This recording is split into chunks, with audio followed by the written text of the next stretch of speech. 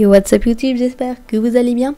Et c'est avec un immense plaisir que je vous retrouve dans cette vidéo. Qui oui, ça fait longtemps que je n'ai pas fait de vidéo, hein, ça je le sais très bien. Qui concerne le Spitzenin, son histoire, son alimentation, tout ça. Et je me suis dit que voilà, Minji, ça va bientôt faire 1 an que je l'ai. Et j'ai appris à deviner toutes ses attentes, à un peu décrire toute sa personnalité. Et un peu plus aussi la personnalité des Spitzenins en général. Et du coup, je me suis dit pourquoi pas reprendre des vidéos en présentant la race du Spitzenin tout simplement.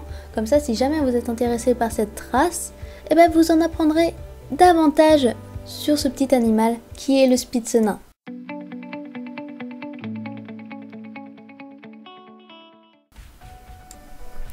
Le Spitzenin fait partie de ces races qui ont été modifiées par l'homme au cours des années pour subvenir à leurs attentes.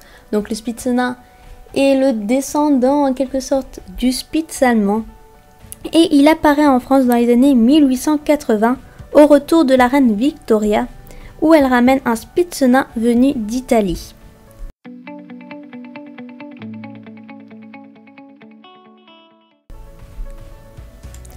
Le Spitzenin est le nom donné en France pour un Spitz ne pesant pas plus de 2 kg. Au-dessus de ça, le Spitz est appelé le petit Spitz, ou Spitz petit, mais c'est pas français donc voilà.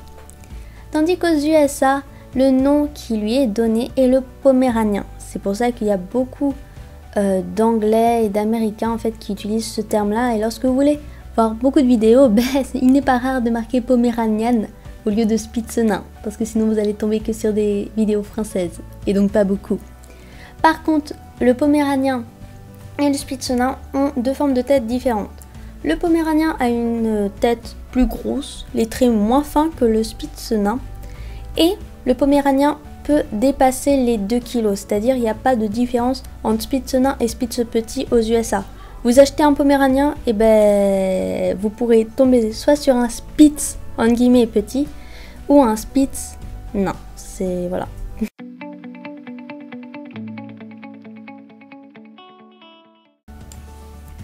Outre leur taille et leur poids, le Spitzenin possède une fourrure épaisse qui apparaît aux alentours du 5e mois. Le bébé Spitz, jusqu'à là, possède un duvet épais qui lui donne cette apparence d'ours qu'il perd à partir du 3e mois parce que c'est sa première mue.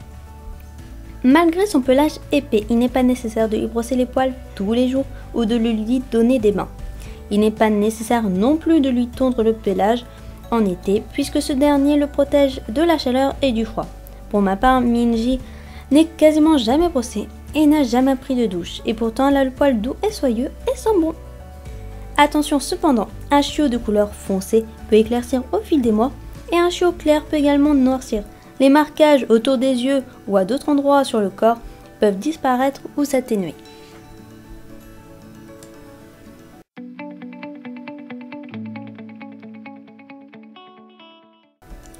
C'est un chien vif, doux, joyeux, intelligent et surtout amoureux de son maître.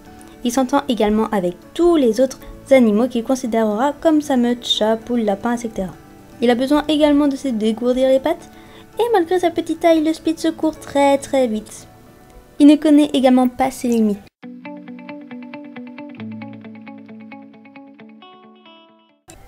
Attention, sujet sensible. Quelques éleveurs m'ont informé qu'il était préférable de donner des croquettes plutôt que de la vraie nourriture à un Spitzenin à cause d'une mauvaise digestion, de tartre qui pouvaient apparaître au niveau des dents et d'autres problèmes qui peuvent apparaître ailleurs sur le corps et dans les os. Cependant, il n'est pas rare de voir certains Spitz manger très peu dans une journée parce que le Spitz a un très petit appétit. Donc, vous pouvez voir votre Spitz manger une fois dans la journée ou une fois en 2 jours. C'est pas rare et c'est un cas qui existe malheureusement fréquemment.